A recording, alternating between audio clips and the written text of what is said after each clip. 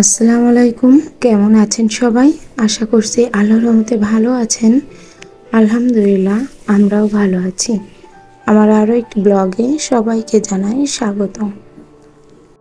আজ হচ্ছে শনিবার আর এখন বাজে সকাল 8:30। আর এখন থেকে আমি আমার ব্লগটা স্টার্ট করছি। আই হোপ আমার আজকের ভিডিওটি আপনাদের ভালো লাগবে। সকালে উঠেই আগে বেড কভারটা চেঞ্জ করে নেব। আর বেড কভারটা চেঞ্জ করার জন্য ওয়ারড্রবটা খুলছি। আজ আপনাদের সাথে শেয়ার করব আমার সংসারে টুকটাক করে গোছানো কিছু টাকা জমিয়েছিলাম, সেটা দিয়ে কী কী কিনলাম এবং অনেক শখ করে এই জিনিসগুলো কিনেছি আমি। আমার মধ্যবিত্ত এই পরিবারে একটা জিনিস কিনতে গেলে বেশ কয়েকটা দিন অপেক্ষা করতে হয়, হয়তো অনেক মাসের পর মাস অপেক্ষা করতে হয়, করে তারপর সেই সাশ্রয়ের টাকাটা দিয়ে তবেই একটা জিনিস কিনতে পারি।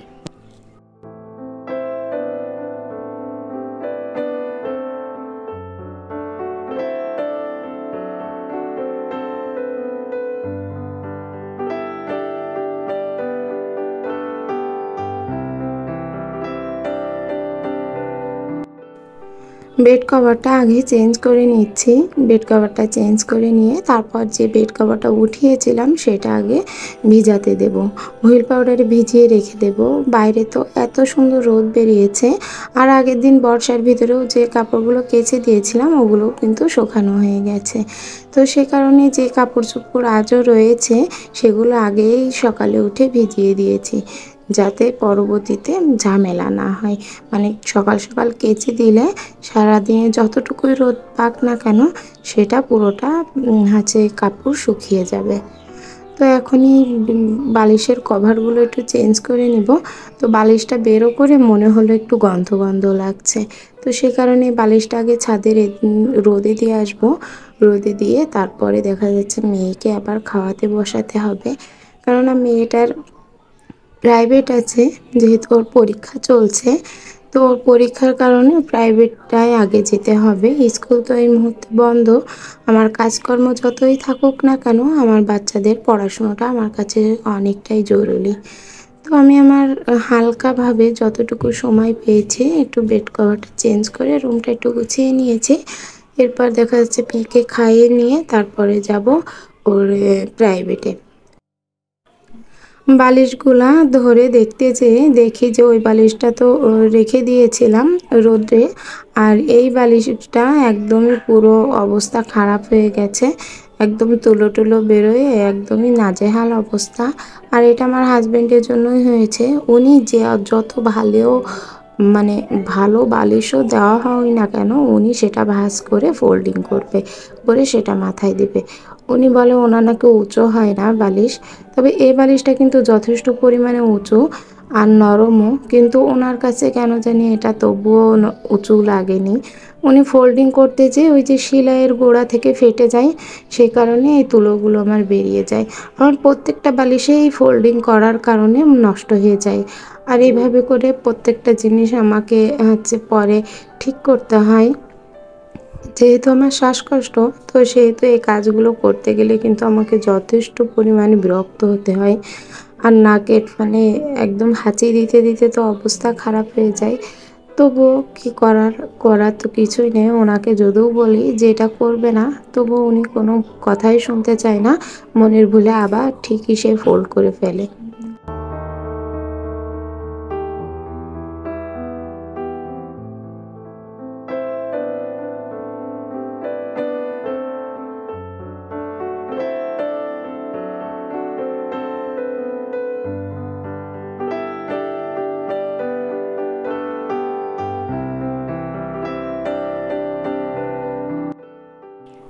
বালিশটা ভালো করে ঝেড়ে ঝুড়ে তারপর এটা আবার সেলাই করব, তবে এখন করব না, এখন একটু সময় নেই।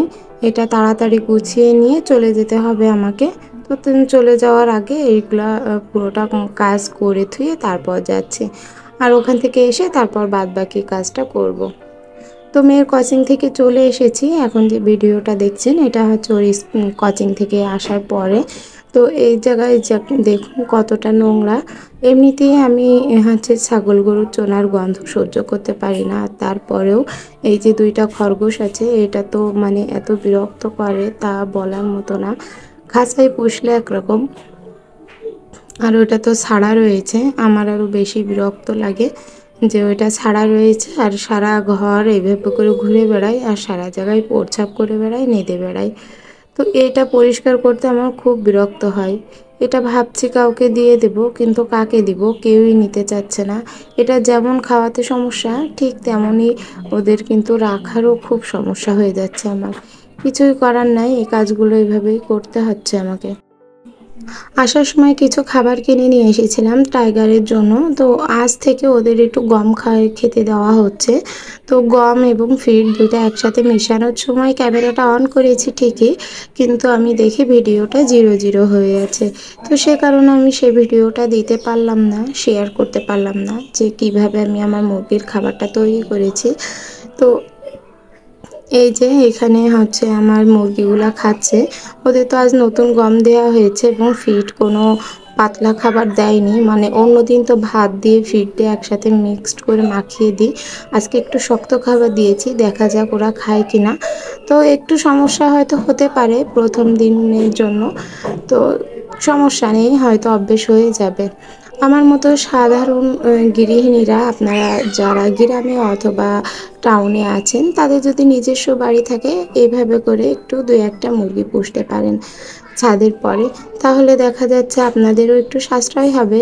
আর যদি ডিম দেওয়া শুরু করে তাহলে তো আর কথাই নেই।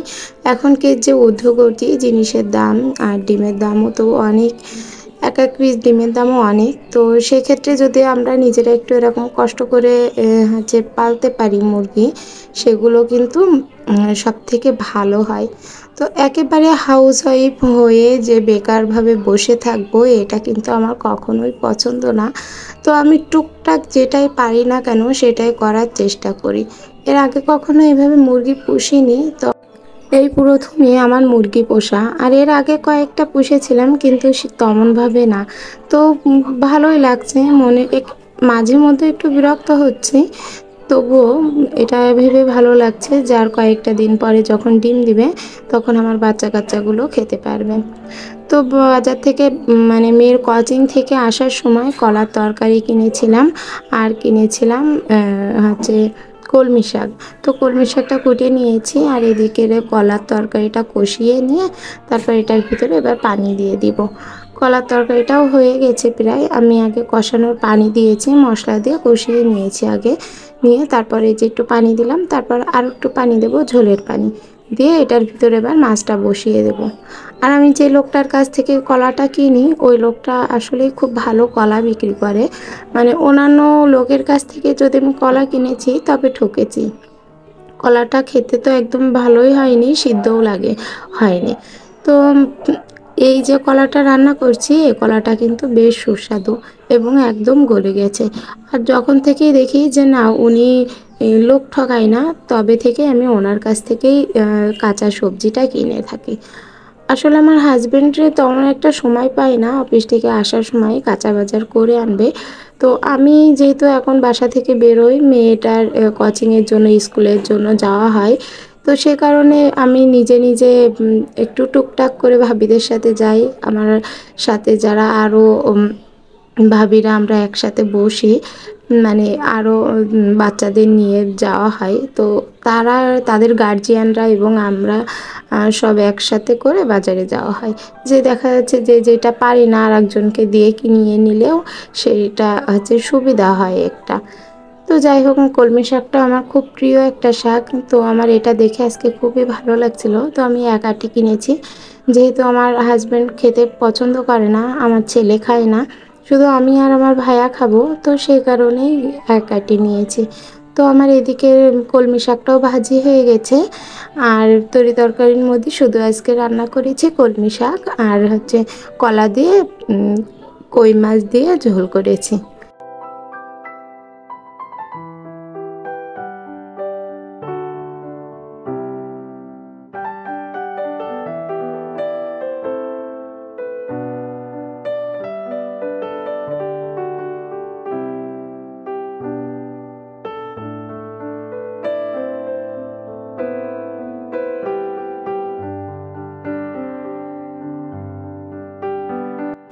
আমার আজকের ভিডিওটি যদি আপনাদের ভালো লেগে থাকে তাহলে প্লিজ একটা লাইক দিতে ভুলবেন না।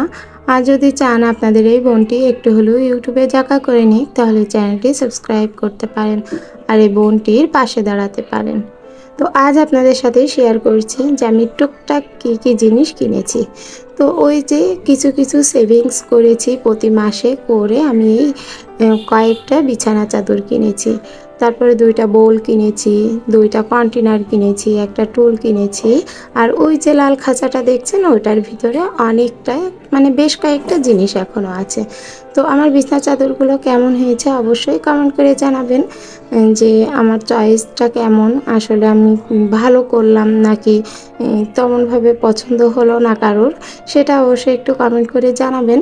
আপনাদের কমেন্টগুলো পড়তে আমার ভীষণ ভালো লাগে। তো এই যে চাদরটা এটা কিন্তু আমার সবথেকে পছন্দের একটা চাদর, পার্পল কালার।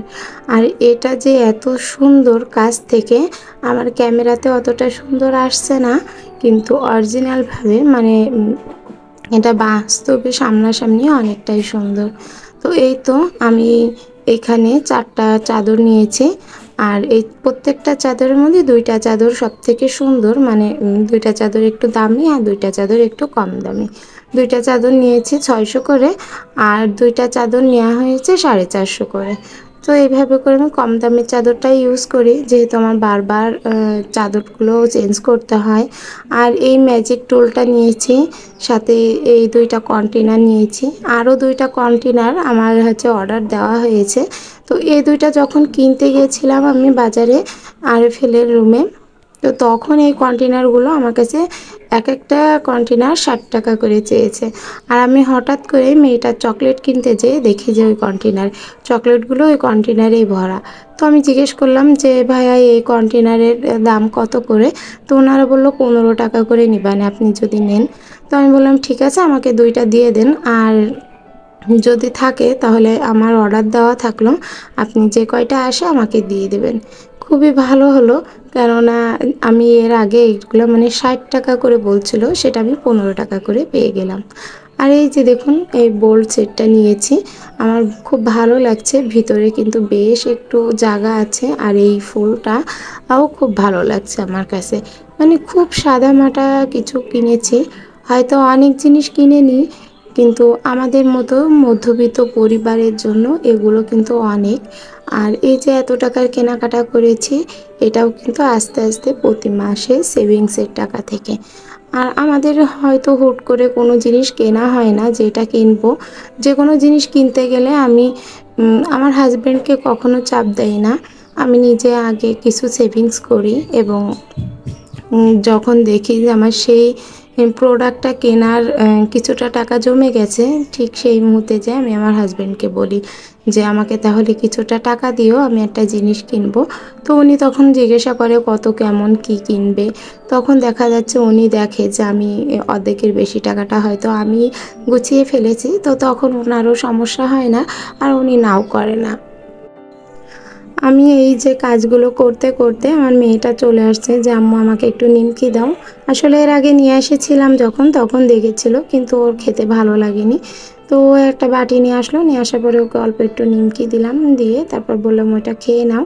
আর যে একটুখানি বেঁচে গেছে কাগজের ভিতরে, ওইটা কিন্তু আবার আমি রেখে ধুয়ে দেবো, মানে ওইভাবেই পলিথিন ধরা থাকবে। যখন কন্টেনার একটু খালি হবে তখন আবার কন্টেনারের ভিতরে ভরে দিব।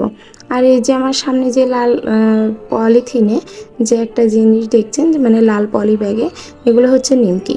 আমি ওই যে বাসায় একটু হালিম চটপটি এগুলো খেতে ভালোবাসি আর বাসায় তৈরি করি, তো সে কারণে আমার হাজব্যান্ড এইগুলাই নিয়ে এসেছে আমার জন্য।